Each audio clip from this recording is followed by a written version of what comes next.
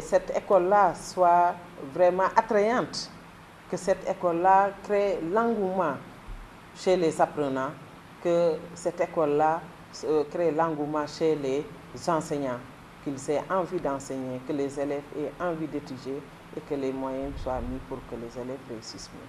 Nous sommes allés, lors de cette visite-là, dans une école privée. Ils sont à 98% de taux de présence de leurs effectifs. Pourquoi là-bas c'est possible et que dans nos écoles publiques, qui sont en dur, qui ne sont pas sous des abris provisoires, qui ne sont pas inondées, qui ont des tables bancs, pourquoi on ne peut pas avoir 98% de taux de présence? Moi, je pense que c'est dans les mentalités et qu'il faut que cela change. Quand les conditions sont réunies, il faudrait que les gens suivent. Maintenant, l'administration a suivi, les enseignants sont en place, les emplois du temps sont en place, les cahiers de texte également, là où nous sommes allés, sont déjà prêts. Et qu'est-ce qui reste? Souvent, ce sont les élèves qui ne viennent pas. Et les cahiers de texte également, là où nous sommes allés, sont déjà prêts. Et qu'est-ce qui reste?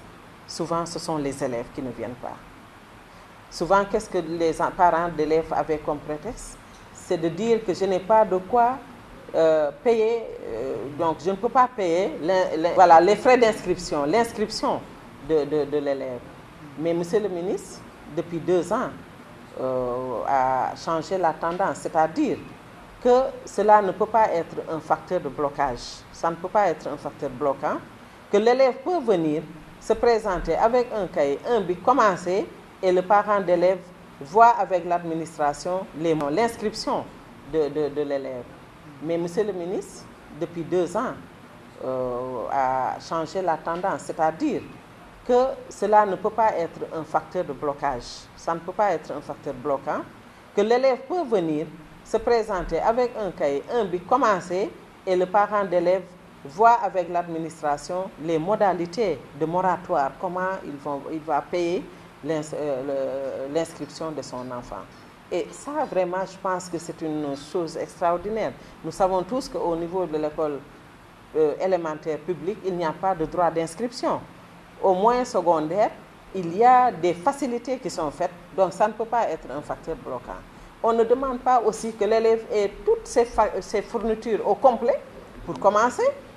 On a dit un cahier, un bic, tu viens en classe, et après maintenant, petit à petit, le parent va acheter les fournitures, petit à petit, le parent va verser ce qu'il a pour les droits d'inscription et les enseignements, apprentissages ne vont pas souffrir. Et que chacun voit un peu ce qu'il peut faire pour son pays et non pas forcément ce que son pays fait pour lui. Donc je pense que M. Tall a été un bon exemple dans ce sens-là.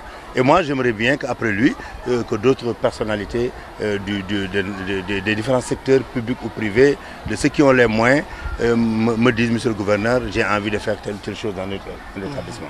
Moi-même, ayant fait mes humanités dans une école de la région de Thiès, dont je tairai le nom, je vais m'évertuer à faire pas autant que M. Baratal, mais je pense qu'il est important que chacun fasse quelque chose. Si minime soit-il, une toilette à réhabiliter. Nous savons que les toilettes posent un problème dans l'établissement. Les enfants, surtout les filles, on veut que les enfants aillent à l'école. Qu'elles restent, il faut qu'on les incite à y rester. Cette école, quand j'ai vu la mine réjouie, parfois même un peu surprise, j'allais même dire un peu très particulièrement surpris de certains élèves, j'ai l'impression qu'ils se disent que nous sommes dans un lieu qui nous incite à aller plus loin. Donc il faudrait aussi qu'on leur inculque ce sens de l'excellence. Et ce sens de l'excellence, c'est l'encadrement pédagogique, c'est les conditions de vie, les conditions de travail. Donc il faut que chacun fasse quelque chose. J'ai parlé tantôt des toilettes, j'ai vu des établissements où le perron, vraiment c'est totalement aux antipodes de ce qui est recommandé pour la santé des élèves. Si vous avez des sols qui ne sont même pas carrelés, hein, avec la poussière, l'insalubrité, tout cela, je ne dis pas que des efforts ne sont pas faits, mais il faut continuer à les faire. Les Wolofs disent dans du souffle, l'État ne peut pas tout faire, il faut que ceux qui ont les moyens d'aider aident. Et je pense que M. Baratal vient d'offrir un bon exemple. Il nous a dit que c'est sa fille qui est un peu, qui a apporté l'architecte un peu de tous, de ses rêves, hein, de ce qu'il a voulu faire pour cette école. Nous voulions donc la féliciter elle aussi, et féliciter le maître d'ouvrage qui est son neveu et l'ensemble de l'équipe de son entreprise qui se sont